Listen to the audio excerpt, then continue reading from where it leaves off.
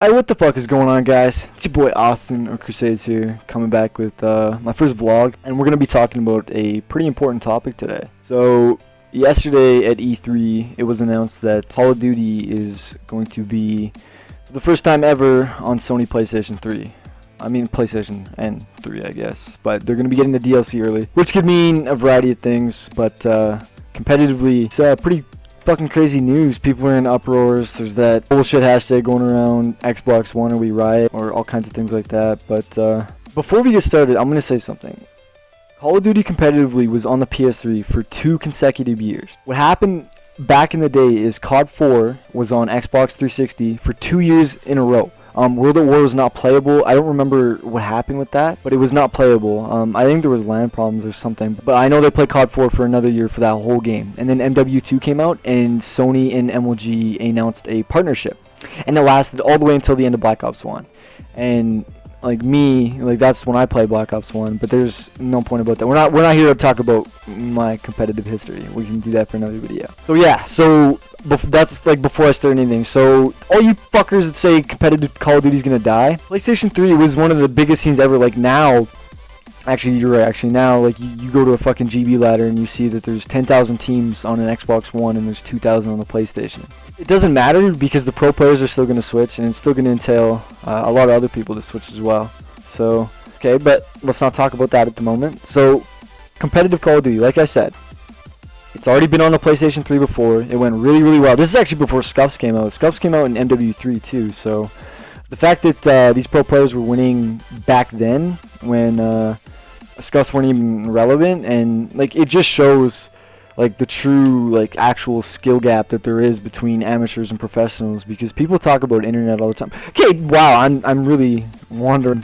Yeah, so honestly, I think competitive Call of Duty, there's still many years for it to come. This game, unfortunately, I feel like it's too fast-paced, and it's not as entertaining as other Call of Duties. Like, a big example for me about watching this game is, like, back in Black Ops 2 or Black Ops 1 or almost any other, even MW3, and I hated that game.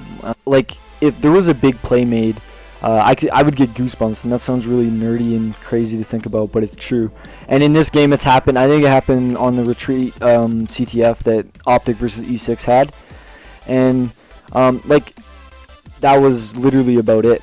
So like not too many other, like it's crazy just because like in this game, when you get a 2 or 3 piece, it's almost expected, like you have to fucking do it. But in other games, when you got like a 2 or 3 piece, like you felt rewarded. Like I'm not talking about streaks, I'm not talking about that, I'm talking about like in your head. In this game, it's like you have to get this like all the fucking time, like in order to be good. Like it's crazy redundant. I don't know, just this game does not feel like Call of Duty. So people flying around like fucking dragons just doesn't make sense. So anyway, again, so, and another thing is, so today the E3 gameplay came out, the multiplayer trailer was revealed, and this game looks absolutely fucking sick, boys. Holy shit, I am so hyped for this game. There's like a little bit of boosting or thrusting or whatever you call it, but it's difficult to chain movements together, and it's nothing like Advanced Warfare. So like I see like every gunfight that I've seen happen was on the ground, except for I think one off, and it was just like a tiny boost jump. Again, we're not talking about the next Call of Duty. We're going to talk about Advanced Warfare. Or not Advanced Warfare, sorry. Like the PS4 to Xbox One switch. I think, honestly, a lot of people, like I said, are going to switch. And maybe the competitive scene isn't, but also PS4 gets no support, and they still have 1/5 of what Xbox does. So that's even crazy to think about, that there's barely any tournaments, there's no kind of pro points, there's no kind of LAN tournaments, and there's still 1/5 of what Xbox has. But also in comparison, when you think about it, if you go online on Advanced Warfare and you look at the numbers, Xbox One doesn't have more than 200,000 ever online, and PlayStation has 7 to 8 to 900,000 almost at all times. So that's also like a point in itself, like just to prove that PlayStation 4 isn't something to like sleep on, like at all. So Crimsix made a really good point in his video, and he said that if Sony bought the rights, then it's going to be good for Call of Duty.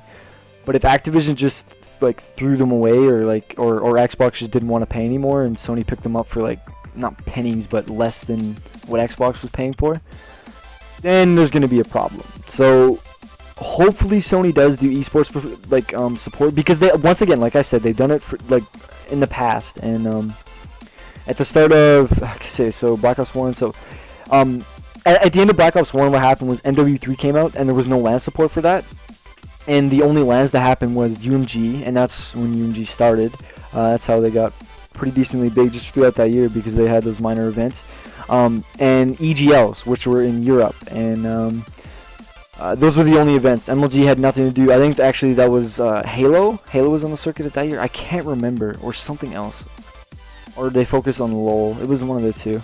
And then Black Ops 2 came out, and that was on the Xbox 360. And then they announced the 3-year World Championship thing that they had. And now look, at the end of these 3 years, a partnership with Sony was already made. Like, it's crazy to think about. So, but another point I'm gonna make is, back in the day, DLC was not early on PlayStation. Xbox still had the rights. So the fact that they randomly supported esports is crazy to think about too. Sony has always, for the 2 years that they had MLG on the circuit, they supported esports pretty heavily, which I'm happy about. And that's like where I'm from. Like, I can't wait. Like, this just makes me excited. I'm excited. And okay, let's make a point about the controllers. People are bitching about the small ass controller. Honestly, they enlarged it for the PS4. It's still not that big, but I don't like this fucking clunky piece of shit. Like, this thing is a piece of fuck. Do you see these shitty sticks? Do you fucking see them, dude? Jesus fucking Christ.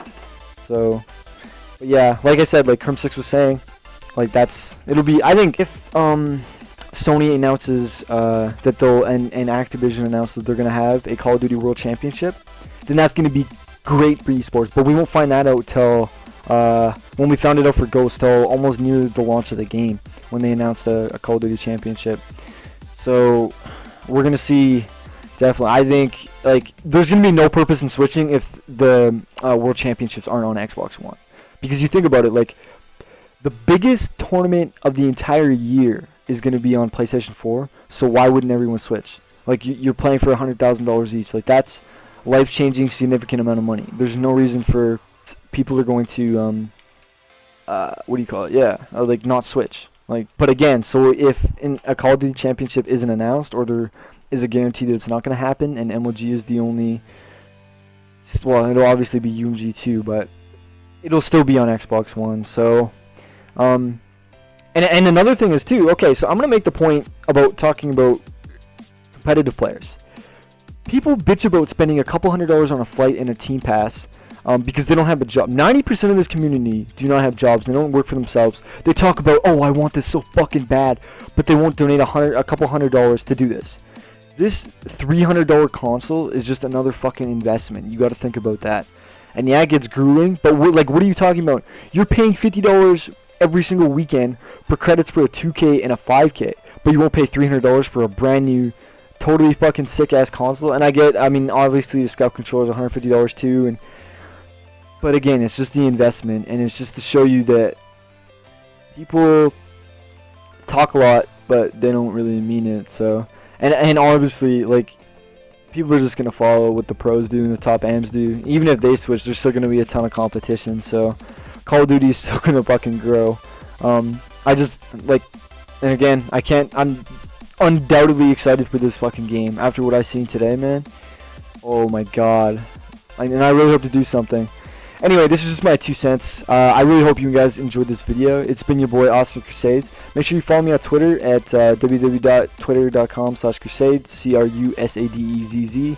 My link will be down in the description, and follow my live stream. I'm live I'm actually every single day. So, and thanks for fucking watching, boys. We'll see you fucking later.